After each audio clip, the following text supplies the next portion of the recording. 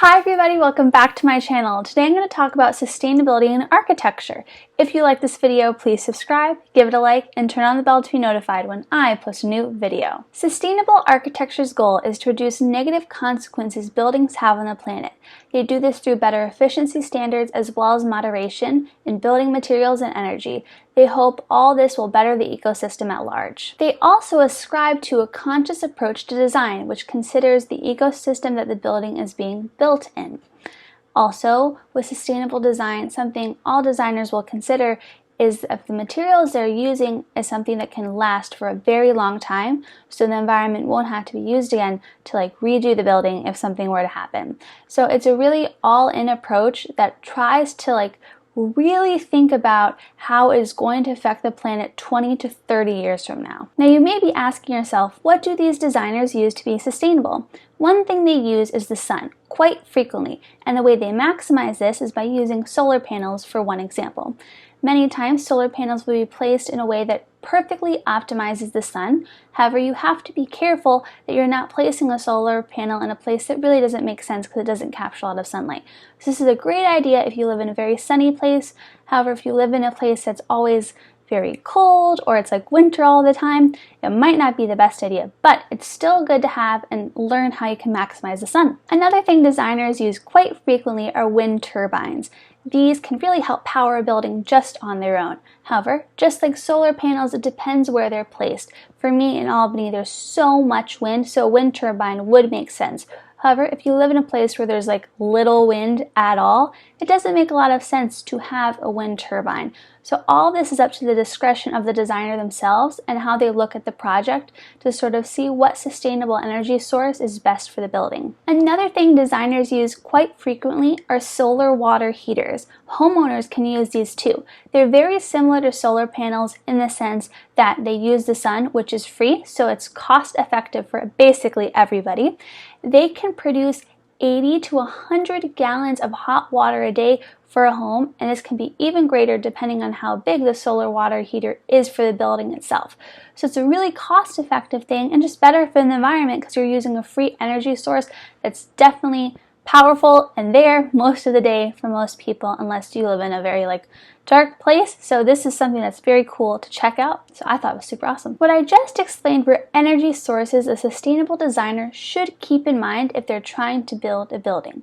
However, you have to still construct the building, so what should you use to be sustainable? The first thing everyone should keep in mind if they're choosing to go down this path or you're a sustainable designer yourself is to use recyclable materials.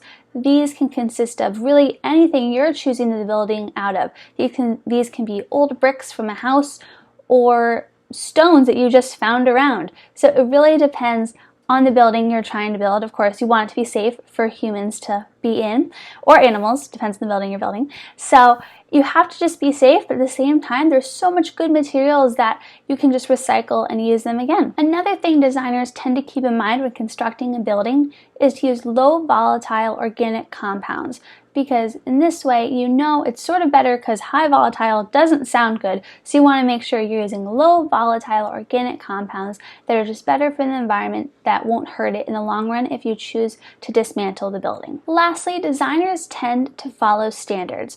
One example of this would be leadership in energy and environmental design. So this is something that I have on my own campus right now. So the business building is LEED certified. So when that building was being built, they had to go down the checklist and make sure that they were following all these standards in order to be certified.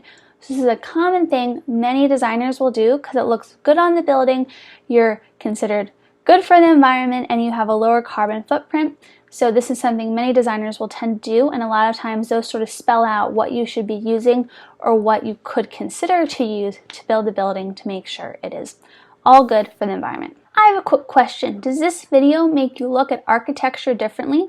Let me know in the comments below by writing fighter. I believe this is super important. At my own school, I have buildings that are LEED certified, as I mentioned previously. It's not the whole school, it's a couple of buildings, but I believe this is a really great start because we need sustainable architecture adopted so it becomes more commonplace and not as big of a deal, because we're already benefiting the environment and thinking about the environment in what we build. Buildings add a lot to our carbon footprint, so it's up to us to make sure if we're going to construct a new building that we consider whether it's going to help or hurt the environment.